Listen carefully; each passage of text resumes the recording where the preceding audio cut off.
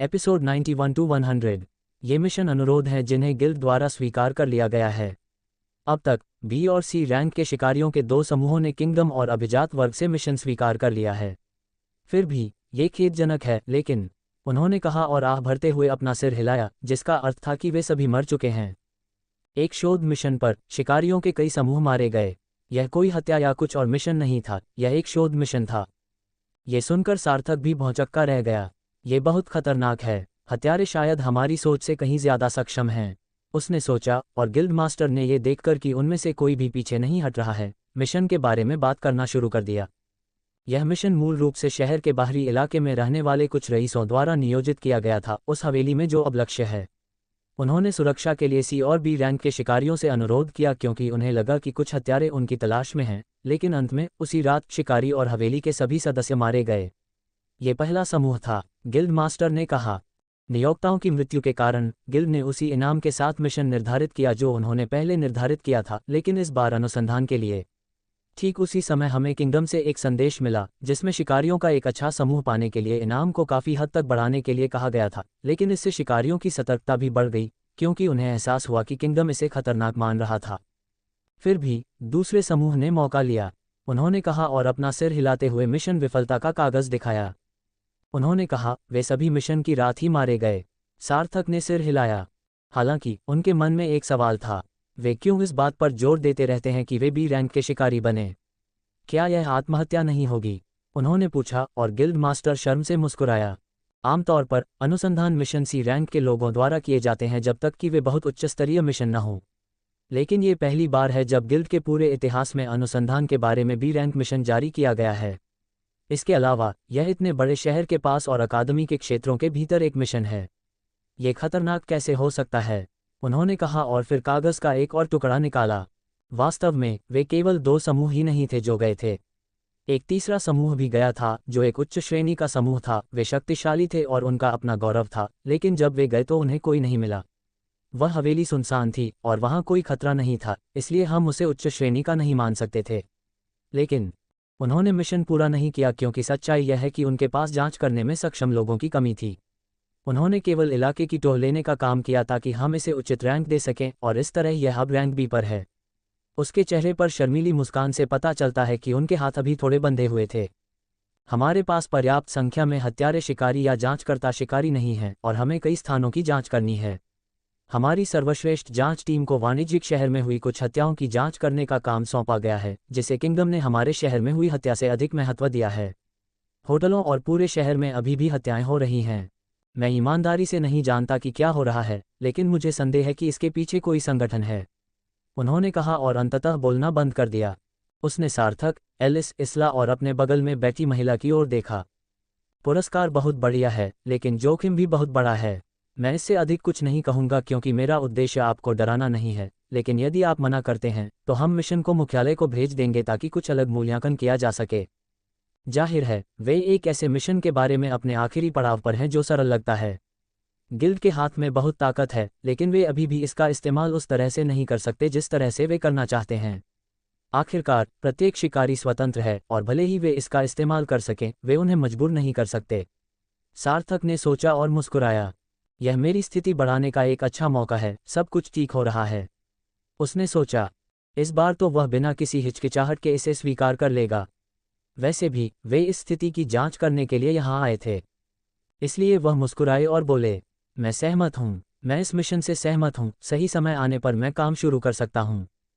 इससे पहले कि वह अपनी बात पूरी कर पाता, चुपचाप बैठी सब कुछ सुन रही महिला बोल पड़ी। उसकी मधुर आवाज़ सुनकर सभी लोग हैरान हो गए, लेकिन स्वामी इस बात से खुश थे। अच्छा, उसने मुस्कुराते हुए कहा और सार्थक की ओर देखा। तुम लोग क्या सोचते हो? चूंकि तुम 3 लोगों का समूह हो तो तुम दोनों एक साथ मिस के पास क्यों नहीं जाते? वह हत्यारे किस्म की एक कुशल शिकारी है, उसने सुझाव दिया कि वे दोनों एक साथ चलें। सार्थक ने उसे संदेह भरी नज़रों से देखा। यह महिला बहुत मजबूत थी और उसकी मौजूदगी लगभग न के बराबर थी, इसलिए ये तथ्य कि वह हत्यारी थी सामान्य था। फिर भी उसे ऐसा नहीं लगा कि वह कोई साधारण व्यक्ति है। जिस तरह से वह बैठती और खड़ी होती है, उसमें बहुत ही सावधानी से चलने वाली हरकतें होती हैं जो उसे एक सुंदर शैली देती हैं। ये संभावना है कि वह एक कुलीन है और इसका कुलीनों की हत्या से कुछ लेना देना है। क्या कुलीन लोग कुलीनों की हत्या करते हैं, या वह पीड़ितों में से एक है? सार्थक ने सोचा और एलिस की ओर देखा। वह सहमत हो गई। उसे संदेह नहीं हुआ, या शायद उसे सार्थक के निर्णय पर भरोसा था। हालांकि वह अभी भी इस महिला को ध्यान से देख रही थी। सार्थक मुस्कुराया और फिर से उसकी तरफ देखा। अगर तुम इस मिशन में हमारे साथ शामिल होना चाहती हो तो हम इसे साथ में कर सकते हैं और इनाम को आपस में बांट सकते हैं। अगर एक और हत्यारा होगा तो इससे हमें काम तेजी से करने में मदद मिलेगी। उसने जवाब दिया और वह उसे घूरने लगी। उसका चेहरा पूरी तरह से एक काले कपड़े से ढका हुआ था, जिससे केवल उसकी लाल आंखें ही दिखाई दे रही थीं। उसने धीरे से सिर हिलाया। अगर ऐसा है तो हम आज रात इस होटल के उस कमरे में मिल सकते हैं और योजना बना सकते हैं कि हम कब बाहर जाएंगे। उसने जवाब दिया और सार्थक और उसके पीछे खड़ी लड़कियों को सिर हिलाते हुए देखकर वह मुड़ी और चली गई। सार्थक, एलिस और इसला भी गिल्ड मास्टर से नक्शा लेकर होटल लौट आए और रात होने तक उसका अध्ययन करते रहे। जब वे निर्दिष्ट कमरे में पहुंचे तो लड़की पहले से ही वहां थी। उसके शरीर पर अभी भी काले कपड़े थे और उसके शरीर का लगभग कुछ भी दिखाई नहीं दे रहा था। अगर वह सुंदर शरीर वाली न होती तो दूसरे लोग उसे पुरुष समझ लेते, क्योंकि उसके बाल भी दिखाई नहीं दे रहे थे। ये कमरा एकांत था और वह वहां एकमात्र मेज पर बैठी थी, इसलिए सार्थक, एलिस और इसला उसके सामने बैठ गए।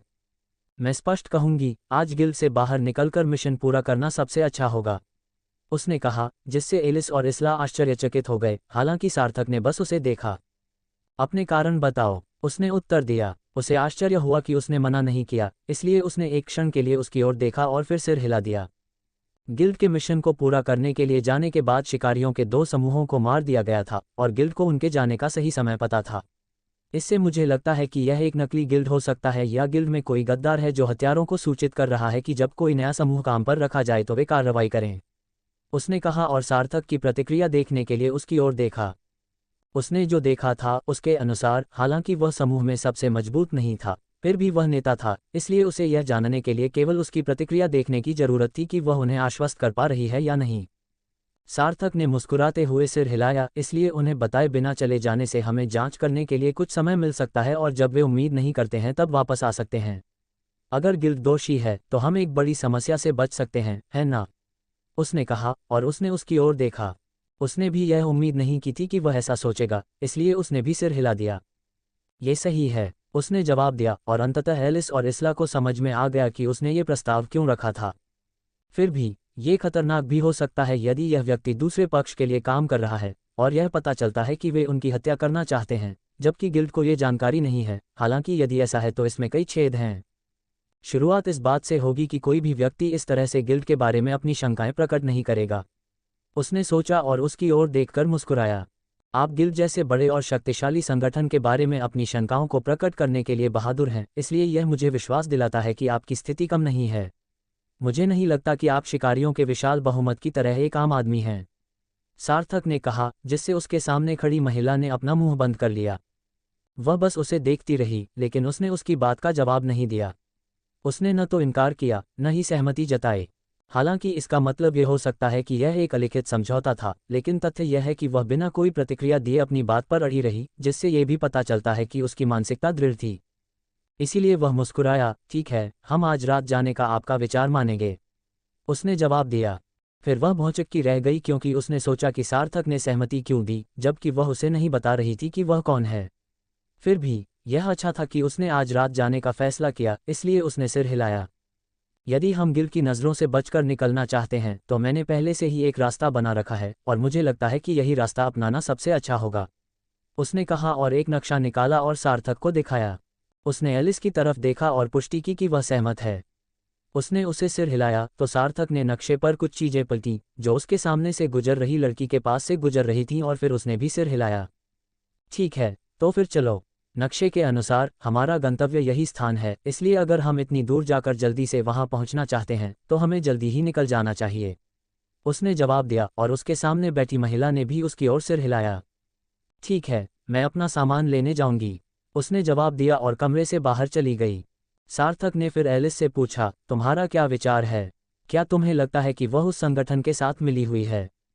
उसने अपना सिर हिलाया। मुझे ऐसा नहीं लगता, वह मुझे एक सामान्य लड़की लगी जिसका रुतबा ऊंचा था, उसने कहा, और इसला ने सिर हिला दिया। वह एक रईस की तरह दिखती है, उसने कहा, और सार्थक ने उनकी ओर सिर हिलाया। वह एक कुलीन महिला है, संभवतः किसी न किसी रूप में इस मामले में शामिल कुलीन लोगों की बेटी है, उन्होंने कहा। एलिस ने भी ऐसा ही सोचा, इसलिए वह मुस्कुरा दी। चिंता मत करो सार्थक, मैंने तुमसे कहा था कि हम थोड़ा धोखा करेंगे, है न? उसने सार्थक को भ्रमित करते हुए कहा। मुझे याद है तुमने कुछ ऐसा ही कहा था। क्यों, क्या तुम्हारे पास अभी भी कोई योजना है जो तुमने हमें नहीं बताई है? उसने पूछा और वह मुस्कुराए। आप शहर पर शासन करने वाले परिवारों के बारे में क्या जानते हैं? उसने पूछा, जिससे सार्थक ने अपना सिर हिलाया। सच कहूं तो उसे कुछ भी नहीं पता था। उसने सिर्फ इतना सुना था कि इस शहर में राज्य के 3 उच्च पदस्थ कुलीन परिवार हैं। वे शहर पर शासन करते हैं, लेकिन वह केवल इतना ही जानता है। एलिस ने फिर मुस्कुराते हुए कहा, उनमें से एक परिवार की ख्याति सुंदर बेटियों के लिए है, इसलिए मेरे भाई ने बिना किसी विवाद के शहर में घुसपैठ करने के लिए उस परिवार में खूनी जोड़ी खोजने का दिखावा किया, और अभी हम गिल्ड की जांच कर रहे हैं। परिवार की सेना शहर के चारों ओर है, इसलिए वे हमें ये पता लगाने में थोड़ी मदद करेंगे कि क्या हो रहा है। ये धोखा है न? हम मिशन पूरा करेंगे, पैसा कमाएंगे, और अगर किसी को कुछ संदेह भी हुआ तो कोई हम पर आरोप नहीं लगा पाएगा, क्योंकि हम जांच करने गए थे, जैसा कि मिशन में तय था। उसने चालाकी से जवाब दिया। सार्थक ने उसे आश्चर्य से देखा। मुझे उम्मीद नहीं थी कि तुम इतनी चतुर हो। इसलिए एलन शहर में जांच कर रहे हैं, ये बहुत अधिक आश्वस्त करने वाला है। उसने एक शांत मुस्कान के साथ उत्तर दिया, और वह सार्थक से ये सुनकर खुश हुई, इसलिए वह खूबसूरती से मुस्कुराए। तभी मिस एसेसिन होटल में आई और वे तीनों होटल से बाहर चले गए। जल्द ही वे शहर में बेतरतीब ढंग से घूमने लगे और किसी भी गार्ड की नज़रों से बचकर किसी तरह बाहर निकलने में कामयाब हो गए। ये लड़की इस शहर को बहुत अच्छी तरह से जानती है, सार्थक ने ये देखकर सोचा, क्योंकि वह सब कुछ चला रही थी। शहर छोड़ने के बाद वे बाहरी इलाके में स्थित हवेली की ओर विशाल सुरक्षात्मक दीवार के साथ साथ चले, और कुछ घंटों बाद वे अंततः अपने गंतव्य पर पहुंच गए। गिल्ड ने उन्हें एक हवेली में हुई हत्याओं की जांच करने का मिशन सौंपा, जहां उच्च पदस्थ रईस रहते थे।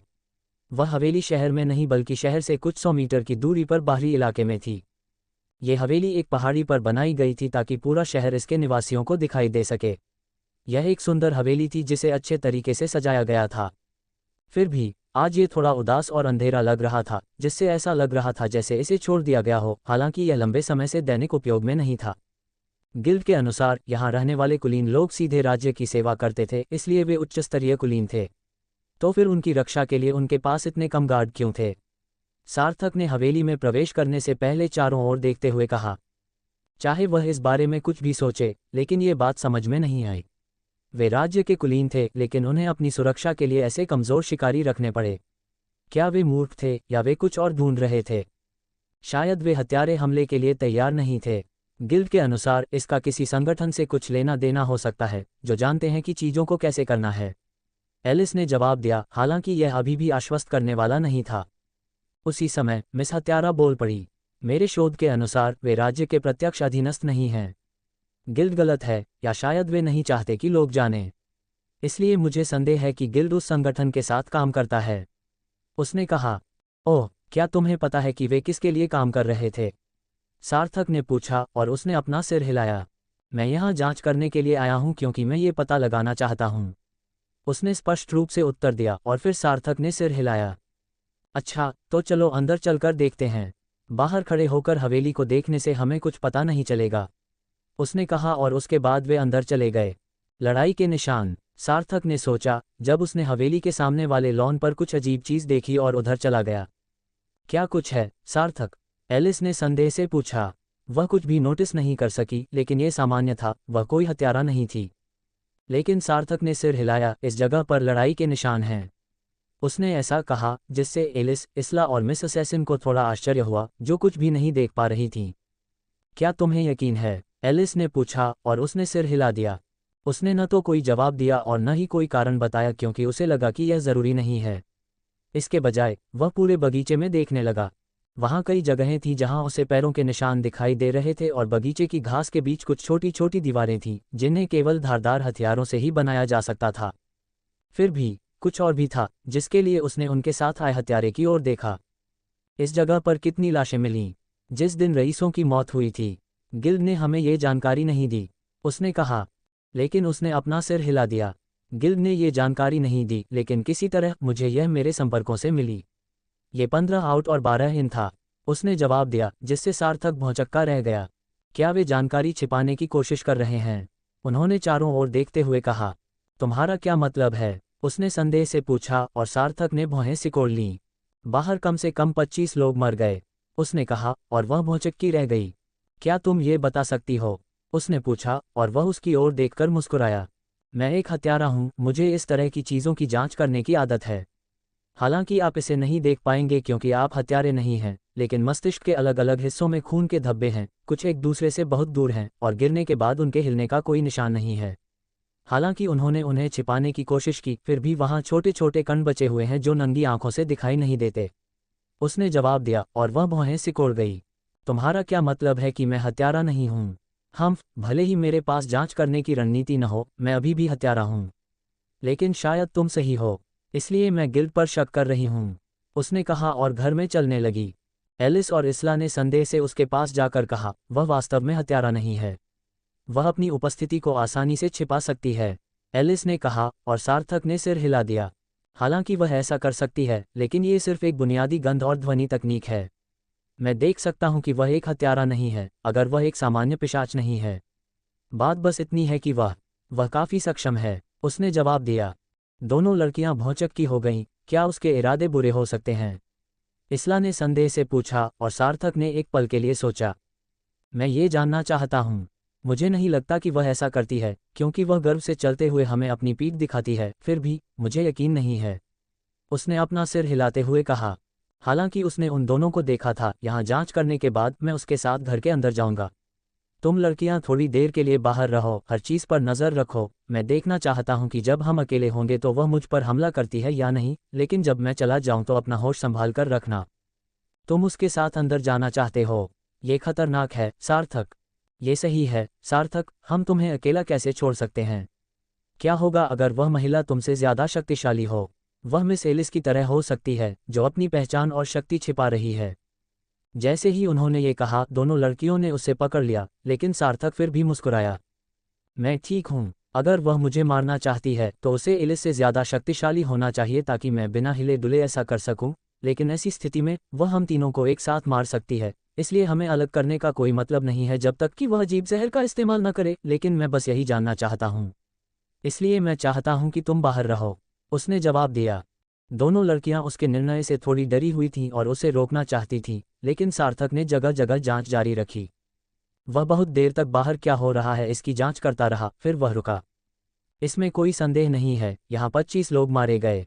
इससे मुझे लगता है कि यह सब गार्डों की वजह से हुआ क्योंकि वे इतने शक्तिशाली नहीं दिखते। लेकिन शिकारी के घुसने का कोई संकेत नहीं, सार्थक ने सोचा। इस स्थान पर उसने जो कुछ देखा उसके बारे में उसे कई बातों पर विचार करना था, लेकिन उसने अपने मन को शांत करने और हवेली में प्रवेश करने का निर्णय लिया। हवेली के अंदर ही उन्हें जांच करनी थी, इसलिए उसने अपने पीछे खड़ी दोनों लड़कियों को सिर हिलाकर इशारा किया और फिर सामने के दरवाजे से अंदर प्रवेश किया, जो शुरू से ही आधा खुला था। झगड़ा इसी कमरे में हुआ था, उस महिला ने कहा जो इधर उधर देख रही थी। वह अभी अभी दूसरी मंजिल से नीचे आई थी। क्या तुमने ऊपर जांच की? ये सही है, हर कमरा खुला था, लेकिन और कुछ नहीं है। फिर भी मैंने इसे वैसे ही छोड़ दिया ताकि आप इसकी जांच कर सकें, उसने कहा और थोड़ी माफ़ी मांगते हुए मुस्कुराए। सार्थक ने कुछ उलझन में उसकी ओर देखा और वह बोली, ये वैसा ही है जैसा आप कहते हैं। मैं हत्यारा नहीं हूँ, लेकिन मैं बुरा भी नहीं हूँ। मैं हत्या की कला में अच्छा हूँ, लेकिन मैं शोध में बहुत बुरा हूँ। कई वर्षों का अध्ययन कुछ हद तक बर्बाद हो गया है, लेकिन मैं अभी भी अपनी वर्तमान उपलब्धियों से संतुष्ट हूँ, उसने जवाब दिया, जिससे सार्थक की भौहें तन गईं। मुझे उम्मीद नहीं थी कि वह ऐसा कुछ कहेगी। फिर भी आइए देखें कि वह ऐसा क्यों करती है, सार्थक ने सोचा और सिर हिलाकर हामी भर दी। चलो पहले इस जगह की जांच करते हैं, उसने जवाब दिया और उसने उसे सिर हिलाकर हाँ कर दी। मुख्य कमरा सबसे बड़ा था, लेकिन ये भी लगभग पूरी तरह से नष्ट हो चुका था और उल्टा पुल्टा था। कई टेबलें पलट गई थीं और लैंप मुश्किल से रोशनी दे रहे थे और आंशिक रूप से क्षतिग्रस्त थे। फर्नीचर और दूसरी चीज़ें उलट पुलट हो गई थीं। दीवारें और फर्श खून से भर गए थे, यहाँ तक कि मेज़ों और फर्नीचर पर भी खून इस तरह से फैला हुआ था कि सार्थक को समझ में आ गया कि यहाँ क्या हुआ था। धीमी मौत। इस जगह पर हत्या करने वाले मनोरोगी थे जो लोगों की हत्या करना पसंद करते थे और उन्हें यातना देते हुए हर पल का आनंद लेते थे, उन्होंने कहा। सार्थक को मेज पर कुछ दांत चिपके हुए भी मिले, इसलिए उसने और अधिक जांच करने के लिए काले दस्ताने पहन लिए। इस समय महिला, जो कुछ जानने की कोशिश कर रही थी, ने उससे एक प्रश्न पूछा, तुमने ये कपड़े क्यों पहने हैं? तुम इस तरह से बहुत ध्यान आकर्षित करती हो, क्या तुम्हें नहीं लगता? सार्थक ने एक स्मार्ट ब्लैक सूट, एक सफ़ेद शर्ट और सूट के ऊपर लाल आभूषण पहने हुए थे। लाल आभूषणों ने लालित्य का एक असामान्य स्पर्श दिया जिसने ध्यान आकर्षित किया, इसलिए उसने जो कहा वह सही था। फिर भी सार्थक मुस्कुराया। हत्या और शान शौकत एक दूसरे के पूरक हैं। जो भीड़ के सामने शान शौकत से पेश आता है वह किसी ऐसे व्यक्ति की हत्या करने की क्षमता रखता है जिसके बारे में आप सोचते हैं कि उसके करीब पहुंचना असंभव है। उसने जवाब दिया, जिससे उसकी भौहें तन गईं। तुम्हारा क्या मतलब है? उसने संदेह से पूछा, लेकिन सार्थक ने उसकी बात अनसुनी कर दी। उसे ऐसी बातें बताने की जरूरत नहीं थी क्योंकि ये उसके काम का हिस्सा थे। विशेष रूप से इस दुनिया में जहां कपड़ों और स्थिति को बहुत महत्व दिया जाता है, इस तरह से कपड़े पहनना मेरे सभी पीड़ितों के करीब पहुंचने का सबसे अच्छा तरीका है। सार्थक ने सोचा। वह तब तक इधर उधर देखता रहा जब तक कि उसे कुछ मिल नहीं गया। ओह, उसने सोचा, जब उसने कई मेजों के नीचे खून के छोटे छोटे धब्बे देखे और फिर उन्हें सावधानी से हटाना शुरू कर दिया। जल्द ही चांदनी में एक छोटी सी वस्तु चमकी जिसने उन दोनों का ध्यान आकर्षित किया। कोई नुकीली चीज? महिला ने पास आकर पूछा और सार्थक उसे उठाने के लिए नीचे झुका। एक खंजर, लेकिन ये बहुत छोटा है, वह बोला। हथियार का आकार खंजर जैसा था, लेकिन यह इतना छोटा था कि उसके हाथ में समा गया। हैंडल पर अभी भी खून लगा हुआ था, हालांकि थोड़ा सूख गया था। फिर भी सार्थक का ध्यान किसी और चीज ने खींचा। खंजर के हैंडल के पीछे एक छोटा सा लोगो था जिसे देखकर सार्थक को परेशानी हुई। ये लोगो, क्या ये वही नहीं है जो एलिस ने मुझे दिया था? उसने सोचा, लेकिन तभी उसकी दृष्टि के क्षेत्र में कुछ आया, इसलिए उसने उस ओर देखा जहां महिला खड़ी थी। उसने एक छोटा सा टोकन निकाला जिस पर वैसा ही लोगो था और उसकी तुलना उसके पीछे लगे छोटे खंजर पर लगे टोकन से की। इससे सार्थक की तुरंत दिलचस्पी पैदा हो गई। क्या आपके पास भी ऐसा ही कुछ है? उसने पूछा और उसने उसे देखा। फिर उसने टोकन और अंत में खंजर को देखा और सिर हिला दिया। ये वही संगठन है जिसकी मैं जांच कर रही हूँ। मैं एक ऐसे व्यक्ति से मिली जिसने पहले मेरी हत्या करने की कोशिश की थी, वह ये लेकर आया था। मैंने मान लिया था कि यह कोई संगठन है क्योंकि इसका लोगो और टोकन बहुत विस्तृत था, लेकिन मुझे उम्मीद नहीं थी कि यह इस तरह के छोटे हथियारों से लैस होगा। उसने जवाब दिया। यद्यपि उसकी केवल आंखें ही दिखाई दे रही थीं, सार्थक समझ गया कि वह गंभीर थी, इसलिए उसने सिर हिला दिया। आप ऐसा कह रहे हैं जैसे कि ये हथियार खतरनाक हैं, इनका क्या मतलब है? उसने पूछा और उसने अपना सिर हिला दिया। ये खतरनाक है, हाँ। मैं अब से इस मामले की आगे की जांच के खिलाफ सलाह दूंगी। वास्तव में मैं पहले से ही पूरी तरह से समझ चुकी हूं कि यहाँ क्या हुआ था और मुझे अकेले इसकी जांच जारी रखने की जरूरत नहीं है। क्या आप समझते हैं कि मेरा क्या मतलब है? उसने पूछा, जिससे सार्थक और भी ज्यादा उदास हो गया। उसके बोलने का तरीका ऐसा था मानो ये छोटी सी खोज सार्थक की अपेक्षा से भी अधिक खतरनाक थी। उसे ऐसा नहीं लगा कि यह खंजर कोई अलग या विशेष है। इस महिला के लिए ऐसा कुछ कहना इतना खतरनाक कैसे हो सकता है? उद्धरण चिन्ह डॉट डॉट डॉट उद्धरण चिन्ह। उसने उसके सवाल का जवाब नहीं दिया, लेकिन अब जब मामला उनके सामने आ चुका था तो वे इसकी जांच करना बंद नहीं कर सकते थे। जब वह कोई काम पूरा कर रहा हो तो पीछे हट जाना उसकी आदत नहीं थी, इसलिए उसने महिला की चेतावनी को नज़रअंदाज कर दिया और देखना जारी रखा। उसने नीचे देखा और मेज को आगे खिसकाया जो सब कुछ ढक रही थी। ठीक उसी क्षण एक खून से सना हुआ हाथ दिखाई दिया।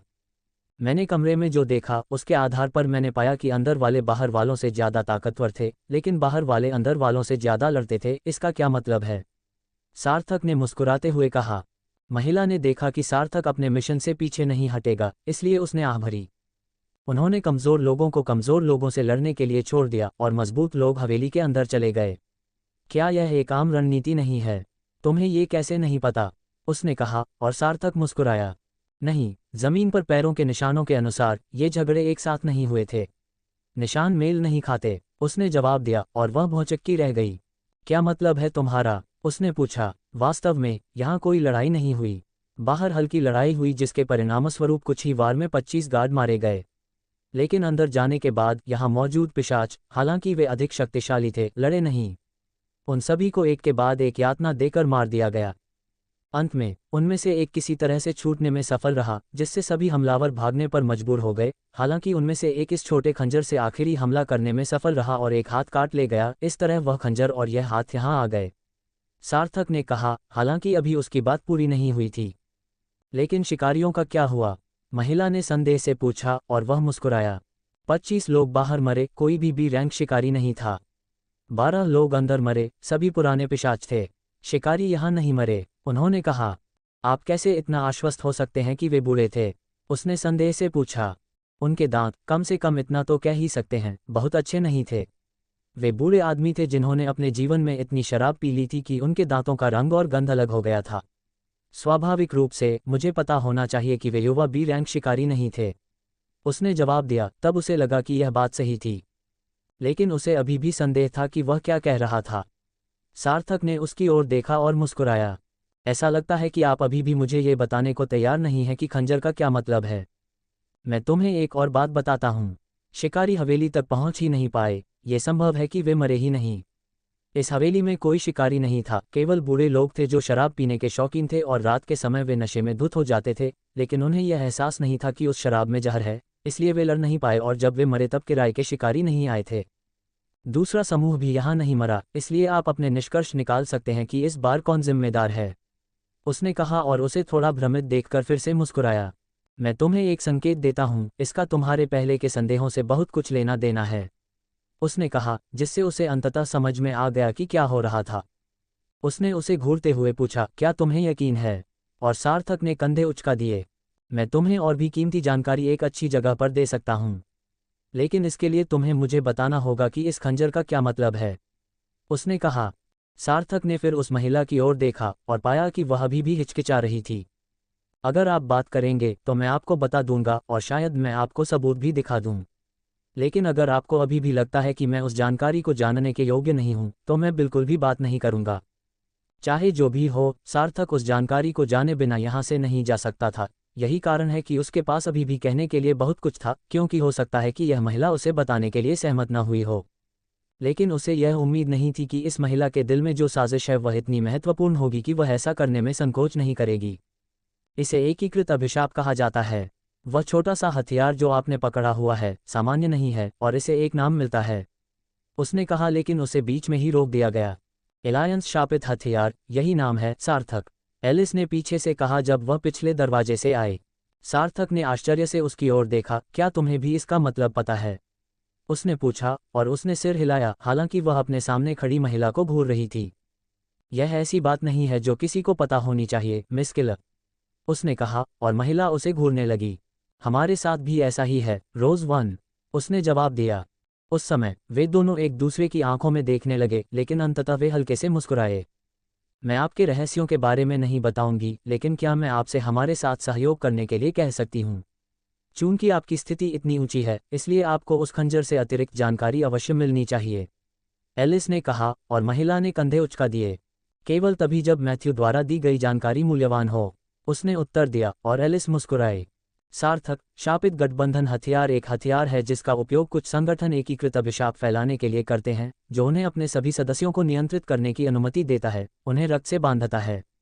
इसे मनुष्यों द्वारा पिशाचों को नियंत्रित करने के लिए बनाया गया था, लेकिन मनुष्य नहीं जानते थे कि इसका उपयोग कैसे किया जाए, और समय के साथ पिशाचों ने इसका उपयोग करना शुरू कर दिया। यदि हथियार यहाँ है तो संभव है कि उसका मालिक पास में ही हो, अन्यथा वह फट गया होता, उसने जवाब दिया, जिससे सार्थक ने सिर हिलाया। एक विशेष अभिशाप, उसने सोचा और आह भरी। वह इसके बारे में और अधिक जानना चाहता था, क्योंकि उसके अंदर अब एक ऐसी क्षमता थी जिसे अभिशाप भी कहा जाता था। फिर भी उसने अभी और कुछ नहीं पूछा। ठीक है, मेरे पीछे आओ, चलो इस जगह के तहखाने में चलते हैं, उसने जवाब दिया, जिससे उसके पीछे खड़ी महिलाओं के माथे पर बल पड़ गए। तहखाने में, उन्होंने पूछा, और सार्थक मुस्कुराया। उसने अपना पैर थोड़ा सा हिलाया और उसे कई बार अलग अलग जगहों पर फर्श पर पटका। फिर उसने अपने हाथ से छोटा खंजर गिरा दिया। यह जमीन पर गिर गया और फर्श पर एक छोटी सी दरार में फंस गया। दरार, महिला ने चौंक कर पूछा। क्या ये दरवाज़ा है, इसला ने आश्चर्य से पूछा। उसे याद आया कि सार्थक ने छिपे हुए दरवाज़ों की तलाश के बारे में कई बातें बताई थीं। तभी तीनों लड़कियों ने देखा कि सार्थक ने नीचे हाथ बढ़ाकर अपनी आत्मा की अंगूठी से कई सुइयां निकाली और अपने हाथ की एक तेज हरकत से उसने उन्हें खंजर से खोले गए छेदों के अंदर अलग अलग जगहों पर चिपका दिया। उनमें से एक सुई थोड़ा अंदर की ओर निकली, इसलिए सार्थक ने उस जगह पर हल्का सा थपथपाया और जल्द ही एक पिशाच के आकार का दरवाजा अंदर की ओर खुल गया। वह इतनी तेजी से दरवाजा कैसे खोल सकता है? वह कितना अनुभवी है? महिला हत्यारे ने आश्चर्य से पूछा। हालांकि उसने कुछ नहीं कहा। उसी समय उन्हें खून और नमी की गंध महसूस हुई। दरवाजे के पीछे नीचे की ओर जाने वाली सीढ़ियां थीं। उनके पास रोशनी नहीं थी, लेकिन पिशाच होने के कारण उन्हें इसकी जरूरत नहीं थी। इस वजह से वे नीचे की ओर बड़ी मात्रा में खून देख सकते थे। कोई व्यक्ति वहां रेंग कर आया था। जैसा कि मुझे संदेह था, ये खंजर कई दिनों पहले यहाँ नहीं छोड़ा गया था। खून बहुत ताज़ा था और मैं नीचे कहीं उस खून की गंध महसूस कर सकता था, इसलिए जो व्यक्ति वहां रेंग कर आया था वह घटना के बाद जांच करने आया होगा और किसी ऐसे व्यक्ति से मिला होगा जिसने उस पर हमला किया था। सार्थक ने सोचा और बिना किसी हिचकिचाहट के सीढ़ियों से नीचे उतरना शुरू कर दिया। सावधान रहो, इस जगह का खून अभी सूखा नहीं है, उसने आगे बढ़ते हुए कहा। सीढ़ियां नीचे उतरी और लगभग 2 मिनट तक चलीं, लेकिन जल्द ही वे एक विशाल कमरे में पहुंच गए। इस जगह पर बहुत सारा सामान नहीं था। पहली चीज जो उनके सामने आए वह थी कुछ दफ्तर की मेजें जिन पर रोशनी के लिए स्क्रॉल और जादुई मोमबत्तियां लगी हुई थीं। ये सबसे ज्यादा चौंकाने वाली चीज नहीं थी। फर्श पर खून किसी डेस्क पर नहीं बल्कि उनके सामने लगे ब्लैकबोर्ड पर फैल गया। फर्श पर एक लाश पड़ी थी। वह पहले ही मर चुका था क्योंकि उसका बहुत खून बह चुका था, लेकिन उसके ऊपर ब्लैकबोर्ड पर कई बातें लिखी हुई थीं। पहली बात तो काली स्याही से लिखी गई थी, लेकिन अंत में उसने खून से लिखा। शायद वह बहुत थक गया था या उसकी स्याही खत्म हो गई थी। ये बहुत सुपाठ्य तो नहीं था, लेकिन फिर भी पढ़ने लायक था। आपको उनकी जांच नहीं करनी चाहिए। वे बहुत शक्तिशाली हैं, इतने शक्तिशाली कि वे डरावने हैं। हमें केवल थोड़ी सी जानकारी मिली और हम मर गए। उन्होंने शहर में मेरे भाइयों को मार डाला। इसमें लिखा था और अंत में एक छोटा सा लिखित संबोधन था। अंदर आए लोगों में से किसी ने कुछ नहीं कहा, वे चुप रहे और प्रत्येक पक्ष की जांच करते रहे। जल्द ही सार्थक को कुछ दिलचस्प चीज मिल गई। बोर्ड पर लिखा पता और इन संदेशों की प्राप्ति का पता एक ही है। वे इस जानकारी का आदान प्रदान कर रहे थे, लेकिन इन दस्तावेजों पर ज्यादा जानकारी नहीं लिखी है। इससे मुझे लगता है कि वे इस संगठन की जांच कर रहे थे, सार्थक ने सोचा और भौहें सिकोड़ लीं। वह खोजता रहा और उसे 4 और पते मिले, इसलिए उसने अपने पास मौजूद शहर का नक्शा निकाला और परतों की तुलना करना शुरू कर दिया। होटल, मनोरंजन केंद्र, निजी घर। मैं समझता हूँ। तो उनके पास सूचना का एक नेटवर्क था जिसके माध्यम से संदेश भेजे गए थे। संगठन उन्हें ट्रैक करने में सक्षम था और हालांकि उन्होंने कई लोगों को मार डाला जिनका उनसे कोई लेना देना नहीं था, अंत में ऐसा लग रहा था कि उन्होंने उन सभी को मार डाला जो उनकी जांच कर रहे थे। यह एक ऐसा संगठन है जो काम सावधानीपूर्वक और सही ढंग से करता है, उसने सोचा। लेकिन इस घर में जो जानकारी है वह मुख्य जानकारी नहीं है। मुख्य जानकारी शहर के अंदर उस खास घर में गई थी और यह उस आदमी के भाई हैं जो इस डेस्क पर बैठे थे। सार्थक ने सोचा। लड़कियों को कुछ भी मूल्यवान नहीं मिला, हालांकि उन्हें उन सभी घरों के पते मिल गए जहां से जानकारी आई थी। इसके लिए धन्यवाद। सार्थक को पहले से ही कुछ बातें पता चल गई थीं कि क्या हो रहा था और वह मुस्कुराया। तो फिर हमें इस घर में जाना चाहिए, उसने सोचा और ऊपर देखा। चलो कई बातों की पुष्टि करने के लिए पूरी हवेली की जांच करते हैं। हम इस जगह पर लंबे समय तक नहीं रह सकते। उस संगठन ने पहले ही इसे अपने कब्जे में ले लिया है और वे संभवतः इसकी जांच कर रहे हैं, तहखाने को खोजने की कोशिश कर रहे हैं, सार्थक ने कहा और जांच का नेतृत्व करने के लिए उठ खड़ा हुआ। हवेली के बड़े हिस्से, विभिन्न कमरों और अन्य चीजों की जांच करने के बाद वे बाहर निकले, लेकिन सार्थक ने उन्हें रोक दिया और चुप रहने का संकेत दिया। उसी समय कदमों की आवाज सुनाई दी और सार्थक ने लड़कियों को जल्दी से खींचकर छिपा दिया। कोई आ रहा है, सार्थक ने कहा, लेकिन भौहें सिकोड़ लीं। ये पदचिह्न, उसने सोचा, ये याद करने की कोशिश करते हुए कि उसने उन्हें कहाँ सुना था। एक अच्छे उच्च स्तरीय हत्यारे के रूप में वह आमतौर पर लोगों के शरीर की गंध, चलने का तरीका, आवाज और उनके बीच की लड़ाई को याद रखता था। हर कोई अलग है और हर किसी की चाल अलग है। वे ऊंचाई, वजन और अन्य चीजों के आधार पर अलग अलग ध्वनि निकालते हैं। इसलिए जब उसने इस व्यक्ति की चाल सुनी तो उसे लगा कि उसने इसे पहले भी महसूस किया है। ऐसा शायद इसलिए हुआ क्योंकि उसे ठीक से याद नहीं है कि यह घटना कुछ ही क्षणों के लिए हुई थी। और गंध, ये बहुत ही कम दिखाई दे रहा था। ऐसा लग रहा था कि इसे किसी चीज से छुपाया गया है। ये वह लबादा है जो इसे छुपा रहा है, लेकिन यह एक आदमी है, सार्थक ने सोचा जब उसने हवेली की ओर आते हुए एक व्यक्ति को देखा। उसने एक बहुत ही काला लबादा पहना हुआ था जिससे वह छिप गया था, और लबादे के नीचे उसने जो काला वस्त्र पहना हुआ था उसे देख पाना बहुत कठिन था। मिस एसेसिन, जो सार्थक के पीछे खड़ी थी, भौचक्की रह गई। वह, उसने धीरे से कहा। आवाज इतनी धीमी थी कि अगर सार्थक के अलावा किसी और ने भी इसे सुना होता तो आश्चर्य होता, लेकिन यह एक बड़ी गलती थी। सार्थक तुरंत उसका मुंह ढकने के लिए आगे बढ़ा, लेकिन ऐसा लग रहा था कि बहुत देर हो चुकी थी।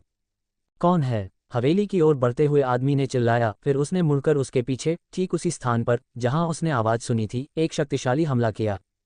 सार्थक ये सुनकर चौंक गया, इसलिए उसने तुरंत इसला और मिस एसेसिन को, जो उस हमले के लिए तैयार थीं, अपनी ओर खींचा और उन्हें हल्के से गले लगाया तथा उनके मुंह ढक दिए।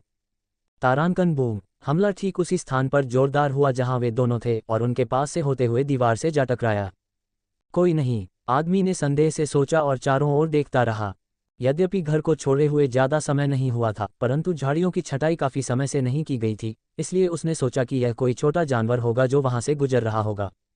इसलिए वह मुड़ा और चला गया। सार्थक ने राहत की सांस ली, फिर भी अपनी आंख के कोने से उसने उन दो लड़कियों में से एक के चेहरे पर कुछ लाल देखा, जिसे देखकर वह आश्चर्यचकित हो गया। खून, उसने सोचा और संभावना जताई कि उसे चोट लगी होगी। तो उसने अपनी नज़रें उसकी ओर घुमाईं और आश्चर्यचकित हो गया। लाल बाल, उसने आश्चर्य से सोचा। एलिस के बाल सफ़ेद थे, दूध की तरह शुद्ध, जबकि इसला के भूरे थे। उसके अपने बाल कमोबेश काले थे, इसलिए उसने जल्दी से उन 3 बालों को हटा दिया और अपना चेहरा थोड़ा नीचे कर लिया। मिस एसेसिन उस आदमी को हैरानी से देख रही थी जो अभी अभी हवेली में दाखिल हुआ था, और उसने यह नहीं देखा था कि उसके खूबसूरत लाल बाल सार्थक को थोड़े से दिखाई दे रहे थे। फिर भी जल्द ही उसने महसूस किया कि सार्थक उसे घूर रहा है, इसलिए उसने भौहें सिकुड़ी और तभी उसने अपने चेहरे के सामने बालों का एक छोटा सा गुच्छा देखा। इससे वह थोड़ा चौंक गई, इसलिए उसने तुरंत अपने बालों को हुड के नीचे छिपाया और सावधानीपूर्वक लेकिन जल्दी से खड़ी हो गई। सार्थक ने इस पर ज्यादा ध्यान नहीं दिया, हालांकि वह अभी भी सोच रहा था। लाल बाल, शायद ये पिशाच की दुनिया में असामान्य नहीं है, लेकिन ये पहली बार है जब मैंने इसे देखा है, और ऐसा लगता है कि मैंने कुछ किताबों में इन बालों के बारे में कुछ पढ़ा है। उसने सोचा, हालांकि उसने इसका खुलासा नहीं किया। उसने बस एलिस और इसला को हवेली से बाहर निकाला और जल्द ही वे फिर से शहर के पास पहुंच सकते थे। वे तेजी से चलने के लिए चुपचाप चले गए, लेकिन यहाँ पहुंचते ही मिस हत्यारे ने उनकी ओर देखा और ईमानदारी से माफ़ी मांगी। मुझे खेद है, यह मेरी गलती थी, मैं बाद में इसकी भरपाई कर दूंगी, वह बोली। वह एक ऐसी लड़की थी जो अपनी गलतियों को स्वीकार करना जानती थी। सार्थक ने एक क्षण के लिए उसकी ओर देखा और सिर हिला दिया। ऐसा लगता है कि आप उसे पहचानते हैं, वह कौन है? उसने पूछा, और उसने थोड़ा सिर हिलाया। मुझे लगता है कि वह आदमी गिल्ड मास्टर्स में से एक है। उसकी पिशाच शक्ति मुझे उनकी याद दिलाती है, उसने जवाब दिया, और सार्थक ने भौहें सिकोड़ लीं। फिलिप बेकर, उसने पूछा, और वह थोड़ा सा मुंह बनाने लगी, क्योंकि उसे समझ में नहीं आ रहा था कि क्या जवाब दे। ये कहना कठिन है, उसने जवाब दिया, जिससे सार्थक उसकी ओर देखने लगा। क्यों? मैं अन्य 2 गिल्ड मास्टरों से कभी नहीं मिला और मुझे लगा कि वह भी परिचित है, उसने उत्तर दिया, और उसने सिर हिलाया। अगर आप उनसे टकरा भी जाएं, तो भी आप तब तक ध्यान नहीं देंगे जब तक कि तीनों एक साथ न हों। इस शाखा के 3 गिल्ड मास्टर्स 3 जुड़वां हैं।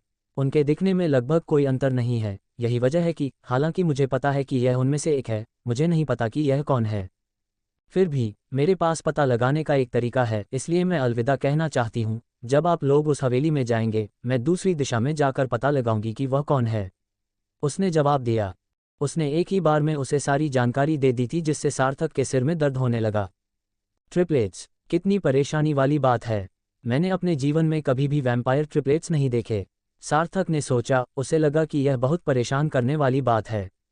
हालांकि 3 बच्चों के शरीर की गंध एक जैसी नहीं होनी चाहिए, लेकिन इंसानों में यह अलग होती है, उसने सोचा, और अंदर ही अंदर कराह उठा।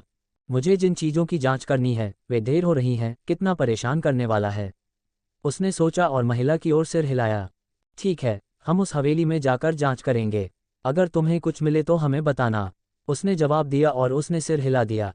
इसमें कई दिन लग सकते हैं, इसलिए उस दौरान स्वस्थ रहें, उसने उत्तर दिया, और जिस स्थान से वे निकले थे उसी स्थान से शहर में प्रवेश करने के बाद वह दूसरे स्थान पर चली गई, जबकि सार्थक, एलिस और इसला शहर के मुख्य भाग में स्थित हवेली की ओर चले गए।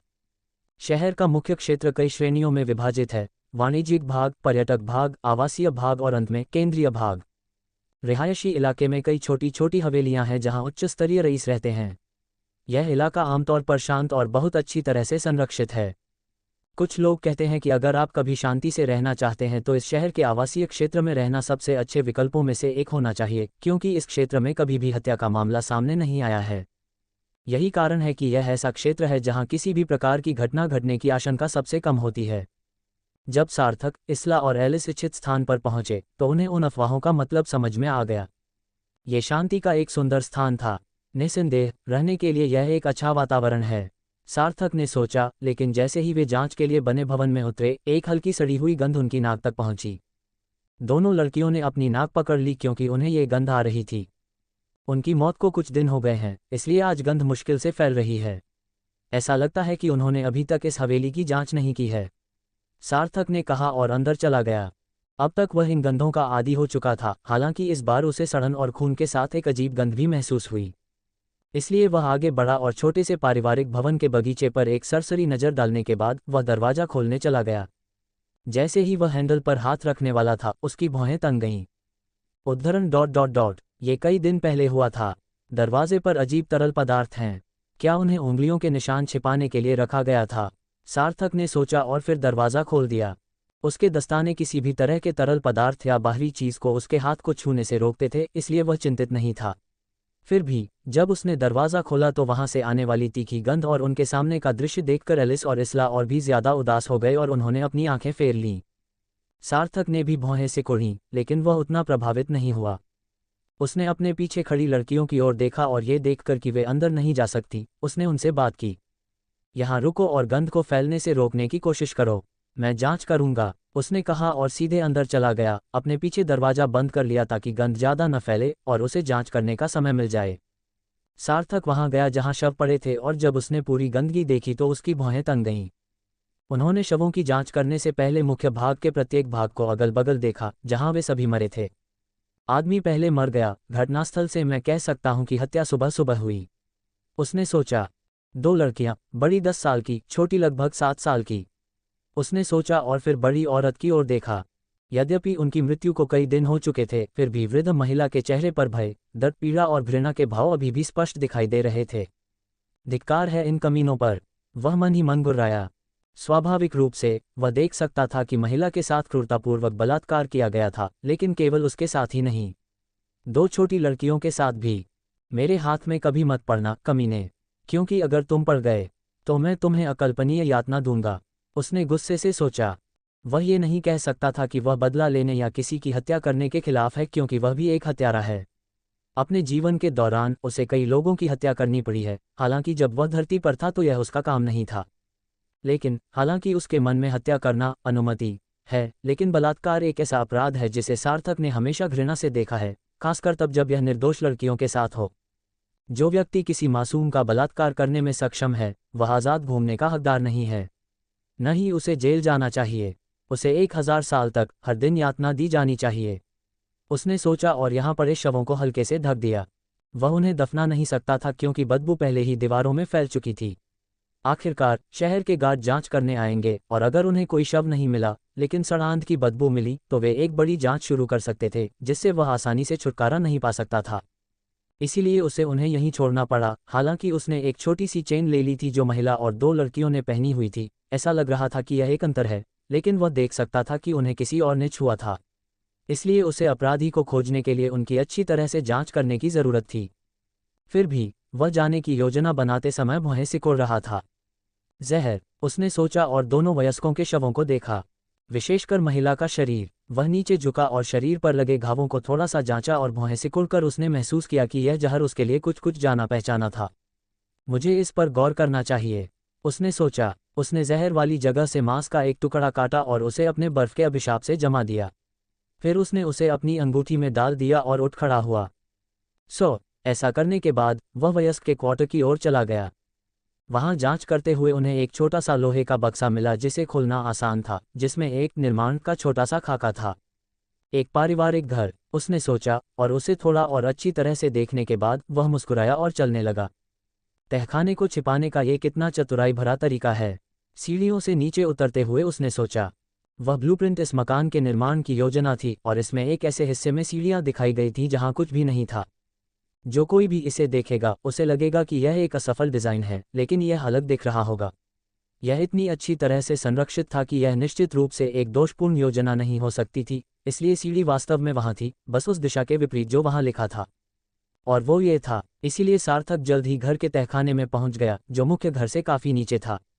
यहाँ कुछ ऐसा ही था जैसा शहर से दूर हवेली के तहखाने में था। बस वहाँ केवल 2 डेस्क, रोशनी के लिए कुछ जादुई मोमबत्तियाँ और कुछ नहीं था। मेजों पर बहुत सी पुस्तकें रखी हुई थीं, जिनमें से कुछ अन्य से अधिक पुरानी थीं। एक मुहर, उसने सोचा और मुहरबंद पुस्तकों में से एक को उठाया। ये सील तो साधारण है, लेकिन इसमें एक अनोखा और दिलचस्प स्पर्श है। क्या वे कोई संगठन है? सार्थक ने सोचा, फिर उस वस्तु को पकड़ा जिससे वे इस सील को खोल रहे थे और उसे खोल दिया। जल्द ही उसने उस स्थान पर रखे हुए स्क्रॉल को पढ़ना शुरू कर दिया। वे सभी अलग अलग प्रकार की सूचनाएं लेकर आते थे। उनमें से वह देख सकता था कि वे कभी कभी शहर के बाहरी इलाके में स्थित उस हवेली को सूचनाएं भेजते थे। फिर भी उन्हें अन्य चीजें और भी दिलचस्प लगीं। वाह, मुझे उम्मीद नहीं थी कि ये महानुभाव संगठन बनाने का अपना तरीका इतना दिलचस्प रखेंगे, सार्थक ने सोचा। वे खुद को बेसमेंट ऑर्गेनाइजेशन कहते हैं। वे राज्य के अलग अलग हिस्सों से छोटे और बड़े शहरों में निजी घरों, होटलों और सराय से काम करते हैं। अपने पीछा करने वालों की नज़र से बचने के लिए उनके पास एक विशेष तरीका होता है। उनके मुख्य ठिकाने हमेशा अलग अलग हवेलियों के नीचे पृष्ठभूमि में होते हैं और प्रत्येक ठिकाने में खुलने के लिए विभिन्न तंत्र होते हैं ताकि कोई भी आसानी से उनका पता न लगा सके। इसके अलावा वे अक्सर अपना स्थान बदलते रहते हैं। फिर भी एक स्थान ऐसा है जो आमतौर पर उन स्थानों से नहीं बदलता है जिन्हें सार्थक ढूंढ पाया है। कुलों का शहर। वे उस शहर से विभिन्न आदेश इस छोटे से घर में छोड़ते हैं और फिर कहीं और भेज दिए जाते हैं। सार्थक ने सोचा, ये संगठन किंगडम के लिए काम करता है, हालांकि ऐसा नहीं लगता। किंगडम में उन्हें एक बड़ा मिशन पूरा करना है जिसके बारे में वे नहीं बताते। वे इस शहर के गिल्ड पर सबसे पहले शक करने वाले थे। यही वजह थी कि वहाँ कई लोग थे। उन्होंने गिल्ड की जांच की और कई चीज़ें खोजीं, लेकिन जानकारी यहीं तक सीमित है। उन्हें गिल्ड और वहाँ चल रही हर चीज़ के बारे में जानकारी मिल गई थी, लेकिन अचानक वे मारे गए। सार्थक ने सोचा और उसकी आंखें चमक उठीं। छी, उसने चीखते हुए कहा और उस जगह पर रखे कई महत्वपूर्ण स्क्रॉल को उठाकर भाग गया। उसे उसी क्षण कुछ एहसास हो गया था। शहर के बाहरी इलाके में स्थित हवेली में जिस आदमी को उन्होंने अभी अभी देखा था, वह संयोग से वहां नहीं गया था। शायद उसे पहले से ही पता था कि वह तहखाना कहाँ है और इसीलिए वह वहां देखने गया था कि वहां क्या है। उस स्थान पर इस घर का स्थान बताने के लिए बहुत अधिक जानकारी थी, इसलिए इसला और एलिस खतरे में थे।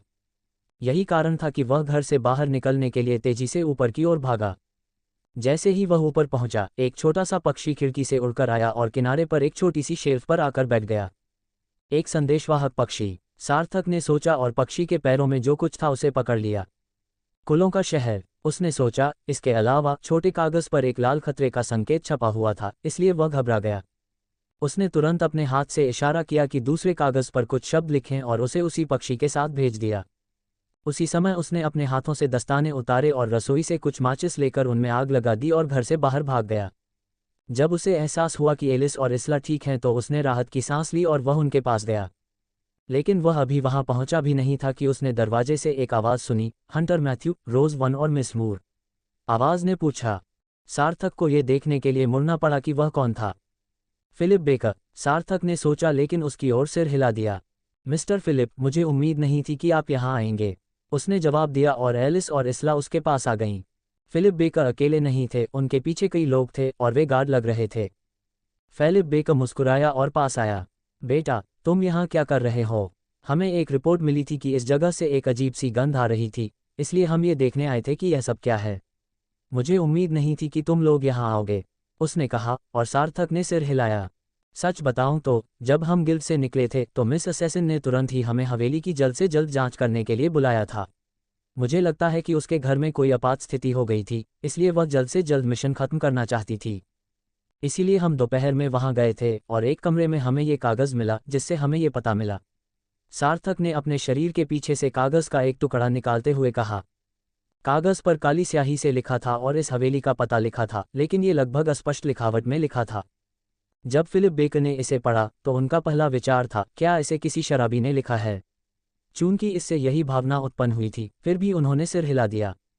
ठीक है, तुम लोग मेरी सोच से ज़्यादा तेज़ी से काम करते हो, हा हा हा, उसने हंसते हुए कहा। हालांकि उसने जल्दी ही हंसना बंद कर दिया। फिर भी ये खतरनाक है।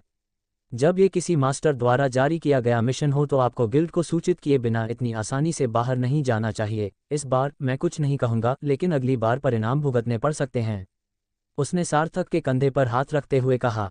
ठीक है फिलिप, कल हम अपनी जांच पूरी कर लेंगे। और इस घर के बारे में, मैं अंदर गया था लेकिन मुझे जल्दी से निकलना पड़ा। माफ़ करें, मैं वहाँ जो कुछ भी है उसके लिए पूरी तरह से योग्य नहीं हूँ। आप स्वयं देख सकते हैं और आप मेरी बात समझ जाएंगे। सार्थक ने गुस्से और कुछ उदासी के भाव के साथ उत्तर दिया। यह एक सच्ची अभिव्यक्ति थी जिसके कारण फिलिप ने सिर हिलाया। मैं समझ सकता हूँ। वहाँ से जो बदबू आ रही है वह भयानक है। ऐसा लगता है कि हत्यारों ने इस बार बहुत बुरा काम किया है, उसने जवाब दिया। सार्थक ने बस मुस्कुराकर कहा, हत्यारे, है न? तो फिर आपको पता है कि वहाँ क्या है, मिस्टर फिलिप? सार्थक ने सोचा और फिर माफ़ी मांगी। मुझे खेद है, मी फिलिप, लेकिन मैं जा रहा हूँ। मुझे जल्द ही मिस एसेसन से मिलना है ताकि रिपोर्ट तैयार की जा सके जिसे हम गिल्ड को दे देंगे जैसे ही हमारा काम पूरा हो जाएगा, संभवतः अब से 2 दिन बाद, सार्थक ने कहा। फिलिप ने एक क्षण के लिए उसकी ओर देखा और मुस्कुराया। ठीक है, सावधान रहो, हंटर मैथ्यू। शहर में हाल ही में हत्यारे बहुत बढ़ गए हैं। कृपया मत मरो, नौजवान। तुम्हारा भविष्य उज्ज्वल है। अगर तुम्हें कोई समस्या आती है तो तुम मुझे ढूंढ सकते हो। मैं अपनी पूरी शक्ति से तुम्हारी मदद करूंगा, फिलिप ने कहा। इसके बाद उन्होंने अलविदा कहा और सार्थक, एलिस और इसला हवेली से चले गए। इसके बाद वे शहर के दूसरे हिस्से की ओर भाग गए। फिलिप ने उन्हें जाते हुए देखा और जब उन्हें दूर से गायब होते देखा तो मुस्कुराया। तभी उनका पीछा कर रहे लोगों में से एक ने उनके कान के पास आकर कुछ फुसफुसाया जिससे फिलिप बेकर ने सिर हिला दिया। उसी समय उसने अपने हाथ में रखे कागज की ओर देखा। मुझे उम्मीद नहीं थी कि वे लोग इस पते को कमरे जैसी साधारण जगह पर छोड़कर चले गए होंगे। तस्क, मुझे उम्मीद है कि वे कुछ भी नहीं ले गए होंगे, उसने सोचा और घर में घुस गया, कागज को मोमबत्ती में जला दिया और अपने रास्ते पर आगे बढ़ गया, जमीन पर पड़ी लाशों से बेखबर, जिनके साथ उसके पैरों के नीचे क्रूरता से व्यवहार किया जा रहा था। सार्थक, एलिस और इसला कुछ देर बाद वहां रुके। एलिस हल्के से हंसी। सार्थक, ये तो बढ़िया तरकीब थी, तुमने ये कैसे किया? तुमने जो कागज उसे दिया था, तुमने उसे ऐसे लिखा था कि मैं भी नहीं लिख सकती थी, वह बोली। जब सार्थक फिलिप से बात कर रहा था उसी क्षण वह व्यक्ति बगीचे के प्रवेश द्वार से चलकर उनके सामने खड़ा हुआ। उसने अपने कपड़े व्यवस्थित करने का नाटक करते हुए जो कागज उसे दिया था उस पर कुछ लिखा। उसने जानबूझकर भ्रमित करने वाली लिखावट का प्रयोग किया क्योंकि उसे यकीन था कि उस हवेली के सदस्य शराबी थे। ये शीघ्रता से बाहर निकलने की एक छोटी सी चाल थी और इससे बाद में पकड़े जाने का खतरा भी था, लेकिन यह वहां पकड़े जाने और किसी ऐसे व्यक्ति को डराने से बेहतर था जो देशद्रोही हो सकता था। इसके अलावा सार्थक एक बात को लेकर आश्वस्त है, फिलिप के पीछे जो लोग थे वे गार्ड नहीं थे, इतनी छिपने की क्षमता वाले गार्ड। हाँ बिल्कुल, सार्थक ने व्यंग्यात्मक ढंग से सोचा और अपने सामने खड़ी दोनों लड़कियों की ओर सिर हिलाया। ये बस एक छोटी सी चाल है, ये कुछ भी नहीं है, चलो जल्दी से होटल वापस चलते हैं, हमें कई चीज़ों की जांच करनी है। सार्थक ने जवाब दिया और दोनों ने सिर हिलाया। वे होटल लौट आए। होटल में होने के कारण सार्थक के लिए सब कुछ शांत था और वह आराम कर सकता था तथा जो कुछ उसने पाया था उसके बारे में आगे जांच कर सकता था। पहली बात जो वह जांचना चाहते थे वह थी महिला के शरीर में मौजूद जहर। वह जहर थोड़ा विशेष था लेकिन उसे जाना पहचाना लगा, इसलिए वह उसकी जांच करना चाहता था। इसीलिए उन्होंने फिर से दस्ताने पहन लिए और चिमटी तथा खरीदे गए एक चिकित्सा उपकरण के साथ एक लंबी जांच प्रक्रिया शुरू कर दी। एक अच्छे हत्यारे के रूप में वह कई जहरों को जानता है और उनका इस्तेमाल कर सकता है। उसने शरीर के बारे में ज़्यादा जानने के लिए दवा का अध्ययन भी किया, हालांकि उसे बचाने के लिए नहीं बल्कि हत्या के लिए उस ज्ञान का इस्तेमाल करने के लिए। इसीलिए इस बार थोड़ी देर की जांच के बाद वह नाराज हो गया। कैस्पियन वाइट, उसने सोचा, यह उस व्यक्ति का नाम है जिसे उसने ऐसा ही जहर इस्तेमाल करते देखा था। विष की संरचना तो समान थी परंतु कार्य समान नहीं थे। पहाड़ों में इस्तेमाल किया जाने वाला कैस्पियन वाइट जहर एक कमज़ोर करने वाला जहर था। यह एक गतिहीन करने वाला जहर है जो शरीर की मांसपेशियों को सुन्न कर देता है, जिसमें आंशिक रूप से मस्तिष्क भी शामिल है, जिससे प्रभावित शरीर की प्रभावी गतिशीलता बाधित होती है। यह एक बहुत ही दिलचस्प प्रकार का जहर है, लेकिन तथ्य यह है कि यह उसी तरह से बनाया गया है जिस तरह का जहर कैस्पियन वाइट ने अपने हथियार में इस्तेमाल किया था, जिससे इस कैस्पियन वाइट की पहचान के बारे में संदेह पैदा होता है। इस बात की संभावना है कि यह कैस्पियन वाइट इस संगठन का सदस्य हो, लेकिन उस स्थिति में क्या वह वारिस भी है जिसके अधीन वह है? कैस्पियन का नेता कौन है? सार्थक ने सोचा और उसके बारे में जो कुछ भी वह जानता था उसे याद करने की कोशिश की, लेकिन अब तक उसे वह जानकारी नहीं मिली थी। लेकिन अगर वह इस संगठन के बारे में और अधिक जानना चाहता था तो उसे हर कीमत पर इसकी जरूरत थी। अरे वाह, लगता है मुझे वह जानकारी पाने का कोई रास्ता खोजना होगा, सार्थक ने सोचा, हालांकि उसे जल्द ही कुछ समझ आ गया। यह आवश्यक नहीं था कि वह उस संगठन का सदस्य कैस्पियन वाइट ही हो, यह कोई और भी हो सकता था जिसने उसे वह जहर दिया था। आखिरकार वह अभी भी नहीं जानता था कि वह जहर उसका था या उसे दिया गया था। ऐसे ही मिस्टर बेकर, अगर वह वहां था तो मैं नहीं सोच सकता कि यह शुद्ध संयोग है, सार्थक ने सोचा, लेकिन जल्द ही उसने आह भरी। अगर उसे कोई सुराग नहीं होता तो उसके विचार उसे कहीं नहीं ले जाते। इसके बजाय उसने दूसरे विषय पर ध्यान केंद्रित करने का फैसला किया। उसने अपनी शर्ट उतारी और उस कंधे की ओर देखा जिसे फिलिप बेकर ने अलविदा कहने से पहले छुआ था। फिलिप बेकर द्वारा वहां रखी गई त्वचा में लगभग छिपा हुआ एक सुनहरा शिलालेख था। सार्थक ने इसे देखते ही देखा, लेकिन वह इसे प्रकट नहीं कर सका, इसलिए अब तक उसने इसकी जांच शुरू नहीं की थी और जल्द ही उसे पता चला कि यह एक ट्रैकिंग शिलालेख था। तो ये सच है कि यह आदमी उन लोगों में से एक है। लेकिन हे भगवान, वह शक्तिशाली है। वह सबसे मजबूत पुरुषों में से एक है जिसे मैंने कभी देखा है। हमें उससे कैसे निपटना चाहिए? सार्थक ने सोचा और शिलालेख को जमाने के लिए अपनी बर्फीली शक्ति को अंदर की ओर घुमाया। ये केवल एक शिलालेख था जो ये बता सकता था कि इसे ले जाने वाला व्यक्ति कहाँ स्थित है। इस प्रकार का शिलालेख पृथ्वी पर मौजूद था, हालांकि यह बिल्कुल इस जैसा नहीं था, लेकिन यह उसी तरह काम करता था। बहुत उच्च स्तरीय जादूगर आमतौर पर इसका इस्तेमाल करते थे। इसलिए सार्थक ने सोचा कि क्या इसे पृथ्वी की तरह जमाना संभव है। उसने जल्दी ही महसूस किया कि उसकी बाँह थोड़ी सी जम गई है, क्योंकि उसकी बर्फीली शक्ति उसके कंधे के उस हिस्से को जमाना शुरू कर रही थी। शक्ति जोर से घूमी और कुछ मिनट बाद सार्थक की बर्फीली शक्ति उसके कंधे से बाहर निकली और बर्फ के एक टुकड़े से जुड़ा हुआ शिलालेख उसके कंधे से बाहर निकल आया। उसने बर्फ का टुकड़ा पकड़ लिया और अपने कंधे की ओर देखा। फिर वह मुस्कुराया। ठीक है फिलिप बेकर, मुझे देखने दो कि तुम मेरे पीछे किसे भेजते हो, उसने कहा, यह महसूस करते हुए कि यह ठीक वैसा ही काम करता है जैसा उसने पृथ्वी पर देखा था। अगर यह बिल्कुल वैसा ही काम करता तो कोई भी यह नहीं देख पाता कि इसे शरीर से हटा दिया गया है, क्योंकि अब बर्फ शिलालेख का शरीर बन गई थी। दूसरे शब्दों में, अभी फिलिप बेकर बर्फ के इस टुकड़े की सटीक दिशा को महसूस कर सकता है, और अगर यह पिघलता है तो वह पानी की उपस्थिति को महसूस करेगा, और जब तक वह इसे जांचने नहीं जाता तब तक उसे पता नहीं चलेगा। सार्थक की बर्फीली शक्ति वाकई रहस्यमय है, वह कुछ भी करने में सक्षम है। उसने इसे हत्या के लिए अनुकूलित किया, लेकिन यह एकमात्र चीज़ नहीं है जो वह कर सकता है। फिर भी अभी मैं उसका सामना नहीं कर सकता। मैं बहुत कमज़ोर हूँ। अगर मैं एक काल्पनिक मामले से बचना चाहता हूँ जहाँ फिलिप बेकर मुझ पर हमला करता है, तो मुझे कम से कम 5000 शक्ति पार करनी होगी। सार्थक ने सोचा और कई चीज़ों पर विचार करना शुरू कर दिया। उसे अपनी शक्ति को जल्दी से जल्दी बढ़ाने की ज़रूरत थी, क्योंकि उसके पास बहुत कम समय था। जब तक एलन परिवार की शक्तियां शहर में रहेंगी, उसे लगता है कि वह कुछ हद तक सुरक्षित है, लेकिन अगर वे चले गए तो क्या होगा? क्या उसे इस तरह के आदमी के हाथों मरने से बचने के लिए अकादमी में लगातार कई साल बंद रहना पड़ेगा? इसलिए उसे अपनी शक्ति बढ़ाने की ज़रूरत है, ताकि कम से कम वह इस व्यक्ति की ताकत पर अंकुश लगा सके और कोई प्रतिकार उपाय निकाल सके। जल्द ही उसकी आंखें चमक उठीं। ये सही है, हमारे पास अभी भी वह है। हमें लाशें मिलनी चाहिए, उसने सोचा और मुस्कुराया। उसके दिमाग में एक योजना बनने लगी। फिर भी उसके पास अभी भी जांच करने के लिए और भी चीज़ें थीं, इसलिए वह अभी बाहर नहीं गया। इसके बजाय उसने खुद को उन सभी स्क्रॉल को गहराई से पढ़ने में डुबो दिया जो उसने पाए थे। तहखाने में मिले प्रत्येक स्क्रॉल को ध्यान से पढ़ने के बाद सार्थक विचारमग्न हो गया। उन्होंने कई चीज़ें खोजी थीं, लेकिन वे बहुत महत्वपूर्ण नहीं थीं। उनमें से एक कहानी दिलचस्प लगी, क्योंकि उसमें कुलों के शहर, या अधिक सटीक रूप से कहें तो वहां रहने वाले कुछ कुलीन लोगों के बारे में बताया गया था। जो कुछ उन्होंने पुस्तक से जाना, उसके अनुसार इसमें ज़्यादा तनाव लेने वाली बात नहीं थी। बेसमेंट ऑर्गेनाइजेशन बहुत बड़ा नहीं था और इसका नेतृत्व कुलों के शहर में रहने वाले कुछ उच्च स्तरीय रईसों द्वारा किया जाता था। उन लोगों का कोई रिकॉर्ड कभी नहीं दिखाई देता है, लेकिन वे वहां रहने वाले उच्च स्तरीय लोगों के रूप में जाने जाते हैं। संगठन के बारे में और अधिक जानकारी नहीं है, केवल उनके द्वारा किए जा रहे आंदोलनों के बारे में जानकारी है। इससे मुझे लगता है कि सारी जानकारी कुलों के शहर में ही बंद हो सकती है, सार्थक ने सोचा, लेकिन उसने इस बारे में सोचना बंद कर दिया।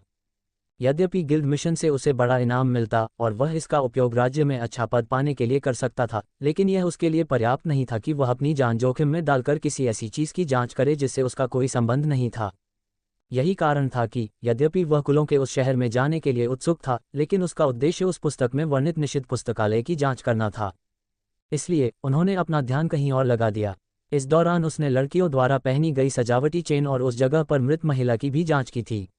उसकी और अपनी क्षमताओं की बदौलत वह कई चीज़ें खोजने में सक्षम था। इन आभूषणों को बेरहमी से पकड़ने वालों की गंध सबसे महत्वपूर्ण चीज़ थी। इससे उसके चेहरे पर मुस्कान आ गई। वे हत्यारे इतने मूर्ख थे कि उन्होंने दस्ताने नहीं पहने थे, इसलिए शरीर की गंध, हालांकि हल्की थी, फिर भी उन छोटे कॉलरों में व्याप्त थी। इसके कारण सार्थक को एक विचार आया। अगर वे फिलिप बेकर के साथ घूम रहे हैं तो संभव है कि उन्हें पहले से ही पता हो कि मैं इस होटल में रह रहा हूं।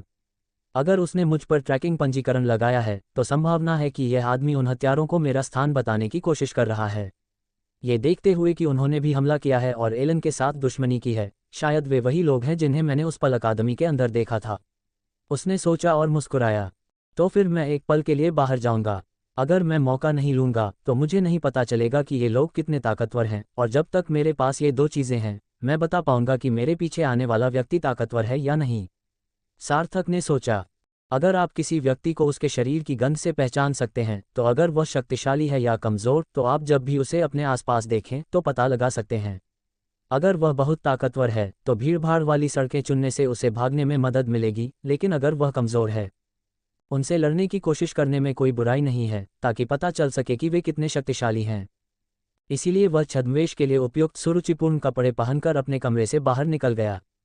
अभी भी सुबह का समय था, लेकिन लोग होटल में आ जा रहे थे। कई लोग बढ़िया कपड़े पहने हुए थे और कुछ लोग उच्च वर्ग के मेहमानों से दोस्ती करने की कोशिश कर रहे थे।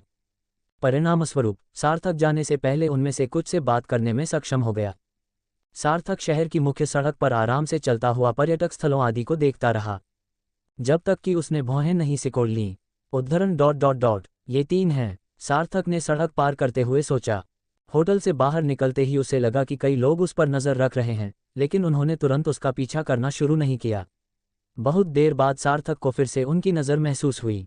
3 लोग, वे बहुत मजबूत नहीं लगते, हालांकि एक आदमी है जो बहुत जोर से कदम रखता है, सार्थक ने सोचा, और एक सड़क पार करने के बाद वह एक और सड़क पार करने के लिए बहुत तेजी से आगे बढ़ा। तभी 3 आदमी दौड़कर आए। क्या बकवास है, वह कहाँ गया? उनमें से एक ने पूछा, जो सबसे बड़ा और ताकतवर दिख रहा था। अरे, मुझे ऐसा क्यों लग रहा है कि वह आदमी होटल में है, दूसरे ने कहा, हालांकि उसके सिर पर जल्दी ही चोट लग गई। क्या तुम मूर्ख हो? क्या तुम अंधे हो? क्या तुमने उसे हमारी नाक के नीचे से गुजरते नहीं देखा? दूसरे ने कहा, और यह आदमी उसे गुस्से से देखने लगा। क्या तुम्हें भी ऐसा नहीं लगता? मुझे होटल में उस ट्रैकिंग शिलालेख का एहसास है, उसने उत्तर दिया, लेकिन जल्द ही महान व्यक्ति ने उनकी ओर देखा। चुप रहो, अगर वह नहीं है तो हम वापस आ सकते हैं। लेकिन मैं गलत नहीं हो सकता, वह आदमी वही है। हो सकता है कि होटल में पंजीकरण का पता लगाना हमारी चाल हो। हमें उसे हर कीमत पर ढूंढना चाहिए और उसे भागने से रोकना चाहिए। उस आदमी के पास हमारे नेताओं के लिए बहुत महत्वपूर्ण खजाना है, बड़े आदमी ने गुस्से से कहा, और बिना किसी हिचकिचाहट के उछलकर सार्थक को फिर से ढूंढना शुरू कर दिया। उसके पीछे खड़े 2 लोगों ने भी ऐसा ही किया। कुछ ही देर बाद जब उन्होंने एक आदमी को अंधेरी गली में चलते हुए देखा तो उनके चेहरे पर मुस्कान आ गई। हे मैथ्यू डिट्रिच, तो तुम यहाँ हो, बड़े आदमी ने सोचा। अपने पीछे चल रहे 2 लोगों को संकेत देने के बाद बड़ा आदमी हवा में उछला और सार्थक पर झपटा, जो इस अंधेरी सड़क पर अपना सिर थोड़ा नीचे झुकाए हुए शांति से चल रहा था। उसकी मांसल भुजा उसकी पीठ पर आ गई तथा वह उसे तुरंत नीचे गिराना चाहता था, क्योंकि अन्य 2 हत्यारे सार्थक के सामने खड़े होने के लिए कूद पड़े। अब मरने का समय आ गया है, मैथ्यू डिट्रिच, ताकतवर आदमी ने कहा जब वह अंततः उसे मारने में कामयाब हो गया। तारांकन बूम। तभी काला सूट आगे की ओर उछला और बड़ी मात्रा में बर्फ के टुकड़े बिखरकर चारों ओर उड़ने लगे। क्या बकवास है, ताकतवर आदमी ने तुरंत सोचा और घबरा गया। तभी सार्थक उसके पीछे आ गया। हे, तो आप उनके लिए काम करते हैं, हैरी ब्राउन, उन्होंने ठंडी मुस्कान के साथ कहा। उसने अपनी मुट्ठी उस विशालकाय आदमी की पीठ पर मारी जिसने पहले उसे मारने की कोशिश की थी। बुआग, जो प्रभाव उसने महसूस किया उससे उसके मुंह से खून निकला, लेकिन रहस्यमय ढंग से यह महसूस करने के बावजूद कि उस मुट्ठी के पीछे अपार शक्ति थी, उसका शरीर हिला नहीं। इसके विपरीत उसने उसी क्षण अपने शरीर पर एक भयंकर ठंडक महसूस की। वह खुद को रोक नहीं पाया और उसने नीचे देखा कि कुछ ही देर बाद उसकी छाती पर बर्फ का एक बड़ा टुकड़ा जम गया। बर्फ के उस टुकड़े ने उसके अंदरूनी अंगों को जमा दिया, हालांकि इससे उसका रक्त शांति से प्रवाहित हो रहा था, और उसके शरीर का वजन इतना बढ़ गया मानो वह 1 टन हो। वह इतना वजन सहन नहीं कर सका और तुरंत जमीन पर गिर पड़ा। उसके चेहरे पर घबराहट सी दिख रही थी।